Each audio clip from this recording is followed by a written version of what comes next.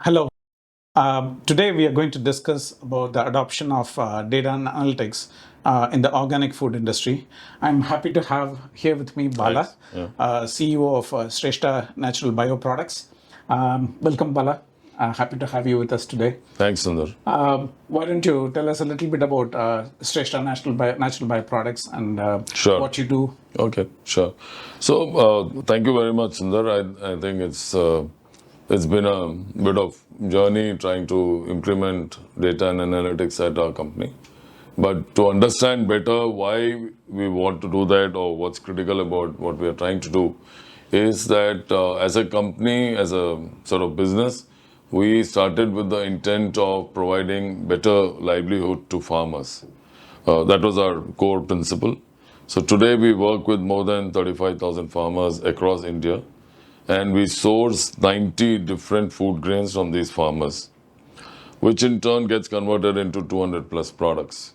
So from any ERP or a SaaS or any solution point of view, our difficulty or our challenges start from the fact that we work with so many individual farmers directly, in turn converting into so many products, which in turn gets sold to a huge number of retail customers, both in India and about 35 countries all over the world. So, the entire sort of managing of demand and supply is hugely dependent on how well we understand data, trends, and so what's going up, what's going down, what do we do about it, how efficient we are. Because at the end of the day, in agriculture, in our kind of business, the most of these are commodities. And in a commodity-driven business, of course, in any business, but in our case, every, let's say, 0.5% matters. So the more, let's say, we are data-driven, the better we are at understanding the data and implementing changes, the more successful we will be. So that's the core for us to look at implementing any change, any system-driven data analytics approach for obviously improving our efficiencies and effectiveness. Okay. What are the biggest trends in this industry, particularly in the organic food industry today, right? And how are you setting the course for those or adapting to those changes? Sure.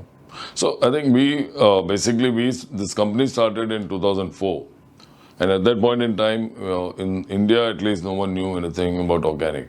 So for us, the first 8 or 10 years was really about, actually setting the trend. We didn't know how consumers would react, respond, and even supply. All of that was a challenge because organic food means really, we don't use chemical fertilizers, pesticides, etc. So the way we source, the way we store and package and sell, everything was new for us. New for the country, right? And globally, of course, this has been the trend for organic has been strong over the last 35, 40 years or more. Because, the growth rate in global organic consumption has been almost a double digit for many years, including 2008 and other years when things were bad globally. But organic as an industry has been growing well. In India, it's, as I said, 2004 is when we started the company. 2008-9 onwards, we were able to start selling the brand and the product.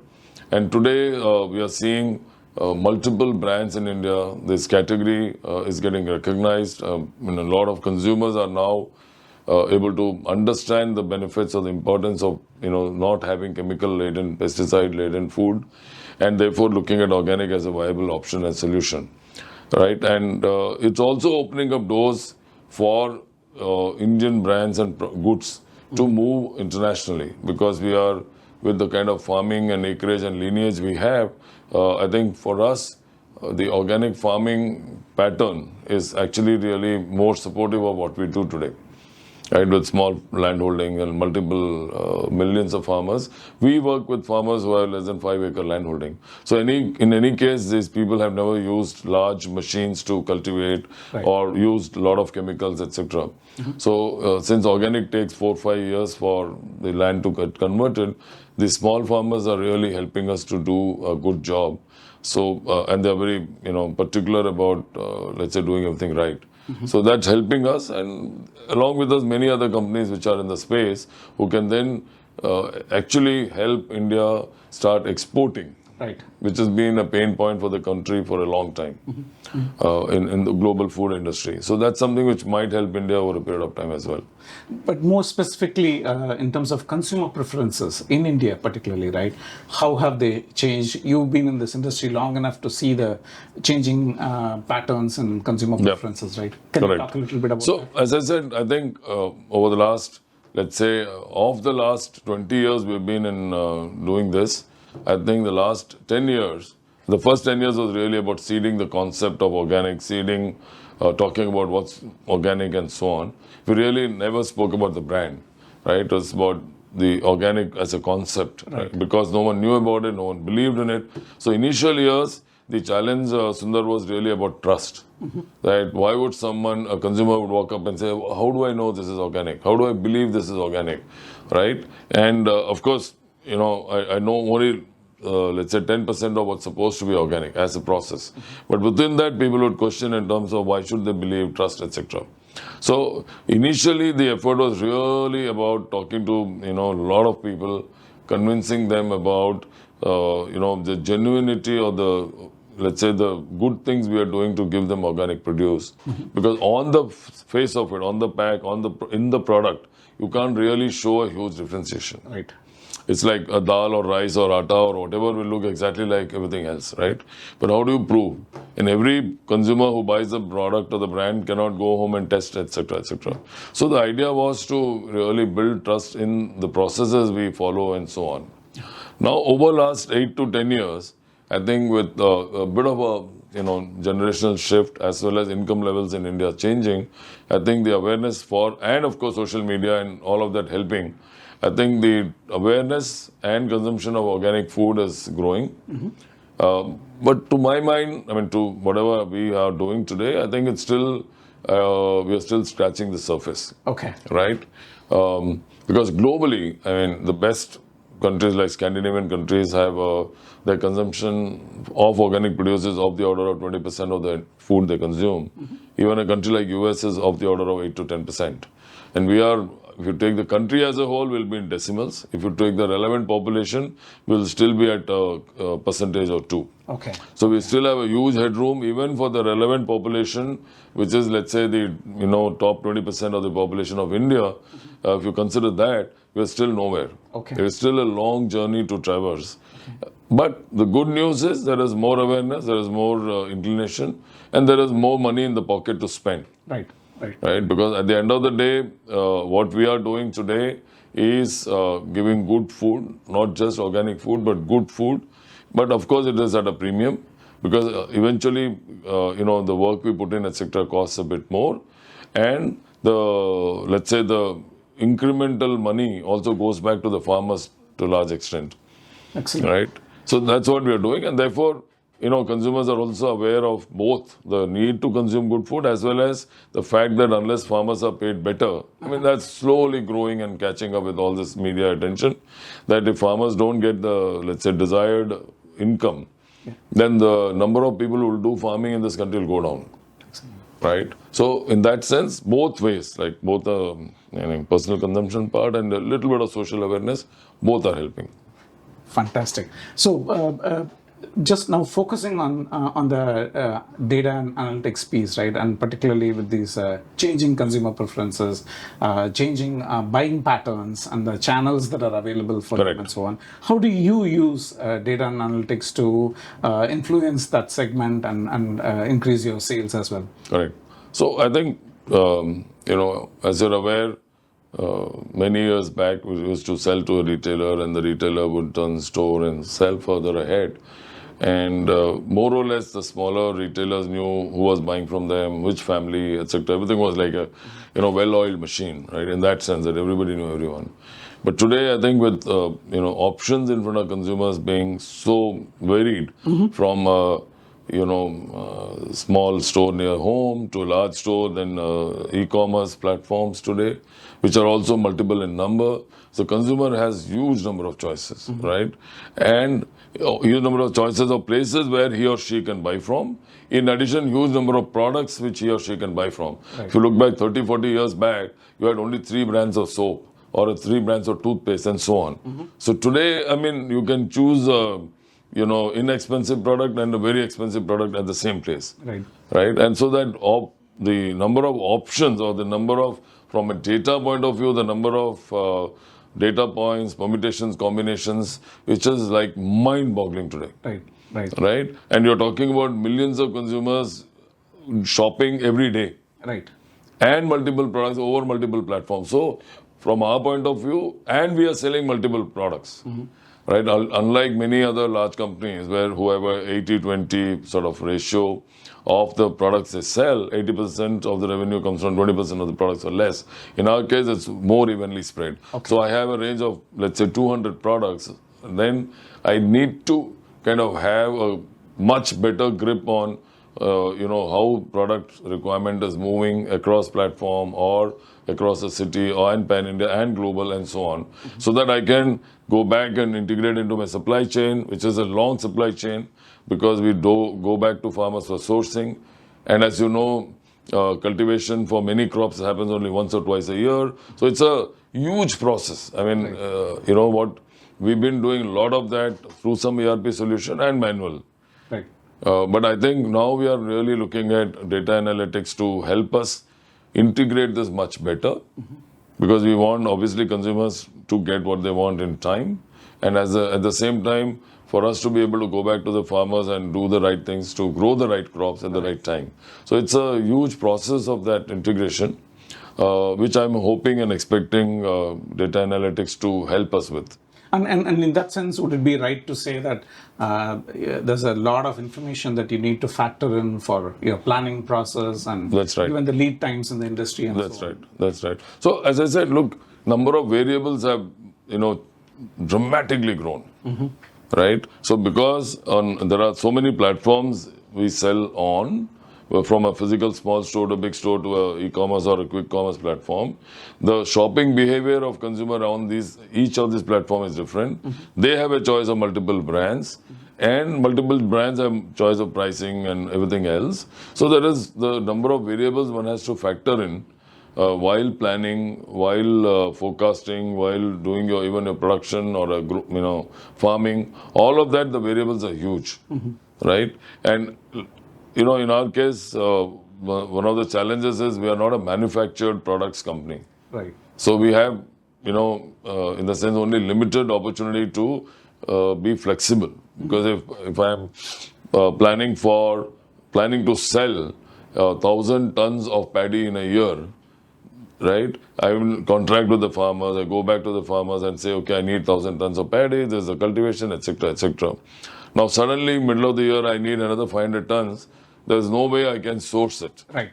Because it's, whatever paddy crop has a certain time, certain whatever, process, we can't immediately go and grow another set of 500 tons somewhere. It's not going to happen because agriculture depends on, weather, whatever, all kinds of things, right? So you can't suddenly switch on a button and get something out. So if we are not at least at 80-85% accuracy in our planning, will never be a viable business. Right. Right? So that's part one. Part two, for me, I think if I, honestly, with, let's say, amount of variables available and, let's say, the quality of manpower. You pay more, whatever you want to pay, but eventually the dependence on human sort of work, even with, let's say, current solutions of Excel and whatever, all options put together, I think the dependence on human work is really something which I see going forward, overall coming down, and for us is a necessity to bring it down. Both from the point of view of accuracy and cost. Right. Because, to get a level of accuracy which I need, the amount of people or the quality of people I need, etc., will only keep making it more and more inefficient. Right. Right. So if technology or data analytics through technology provides more efficient solutions, and I think that's much more, let's say, cost friendly as well as time friendly. Right, right. And in that, extending that a little bit further, right? Do you see a role for AI in what you do, in how you analyze your data, how you understand your markets, and so on? Any thoughts on that? So, it's a fascinating subject at this point in time, right? I mean, AI and the impact of AI. And there are people who talk about, the dangers of AI, the risks of AI, etc. In fact, few months back, I heard this guy, Mustafa Suleyman, read his book, which is called The Coming Wave, where he's basically saying a lot of things will happen, but there are no real sort of solutions or options which are presented. But to my mind, I think from my small art business standpoint or any business standpoint, I think there are a lot of routine things which we do, which we expect people to do, which are going to be, more and more, let's say, technology stroke AI driven.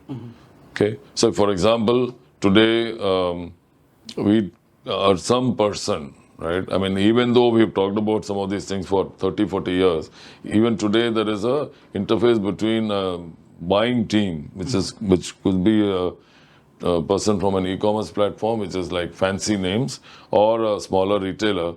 The buyer and our team, which is trying to sell, they actually do a lot more one-on-one conversations and asking and things like that, right? Which is a very simple thing which will get automatically, eliminated, right? Because if everybody understands the efficiency which AI and technology brings, so it will be an open kind of thing. Today we talk about blockchain as if it's a new discovery or it's a strange animal in the room, whereas that's a natural way things will flow. Right. So something like a blockchain which seems complicated to a lot of people today, my view will become a par for the course in the next 5 years. I mean, nobody will even use the term blockchain. It will be just that way. Yeah. Right? Because globally, I mean, everyone wants to be, it's going to be so difficult if you're not competitive or efficient, that this all will be as part and parcel. It'll be like, you'll not even look at it. Yeah. Right? So a lot of those processes, in my mind, are going to get integrated by design and by default. There'll be no choice. Right. Right. So initially, like some of us, saw the advent of laptops and software and so on and so forth. Right. But today, you don't even talk about it, think about it. It's not an expertise. Right. So whatever is seen to be expertise today, I think in just about 5 years down the line, it'll be like everyone will do that. Yeah. Yeah, and that's how you see AI becoming mainstream. Absolutely. Absolutely. No doubt in my head. Absolutely no doubt in my head. Coming to Spoggle and how you're using our data analytics platform, can you elaborate a little bit about how it has benefited your operations and where you see value and so on? Yeah, thanks. So Sundar, we basically approached or we mutually discussed about, our biggest problem, which is how do we forecast more accurately, right? And out of that came multiple streams of, data analysis and reports. Now, from, just about supply or how much of our orders we are able to meet, to what is the planning in terms of dispatching. We are not yet cracked or worked on production related issues, but from a front end, in terms of what orders are coming, how do we improve our forecasting, how do we ensure better supplies, therefore customers get better, let's say, sales and so on. I think a lot of those aspects, the team at Spoggle has, really put in a lot of efforts. And of course, our team, there are a couple of people who have also been invested in it.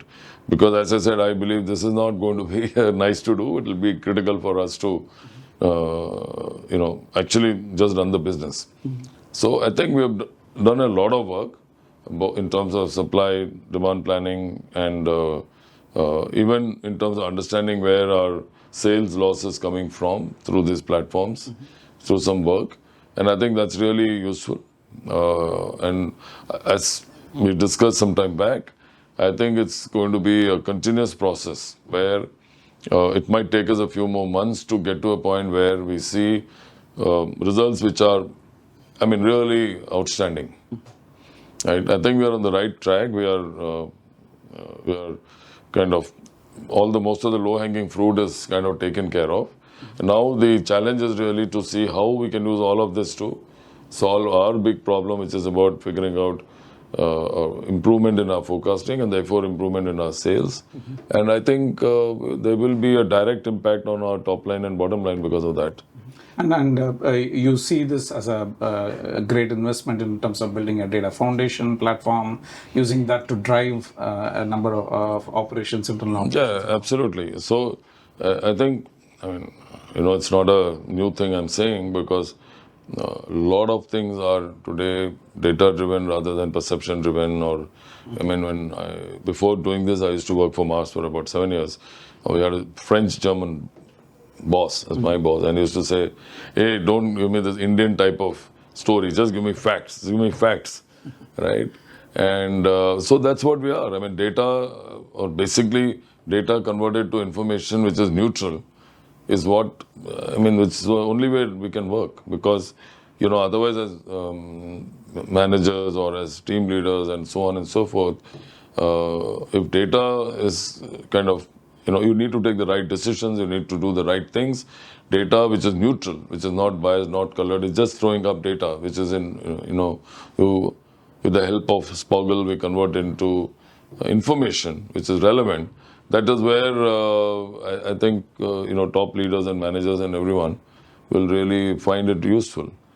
Because most often, human biases kind of tend to color things, tend to therefore disturb your decision making or bring errors into decision making. And on the other hand, if data in this is well oiled, it comes out clearly as we want from a understanding MIS point of view, I think it's really useful. Fantastic. Yeah. So, Bala, thank you so much. I think you articulated very well, how well data analytics is shaping some of your decision making and driving your growth in the future as well. So, fantastic, and I look forward to working with you in your other initiatives as well. Thanks, Sundar. Thank you very much. Thank you. All the best.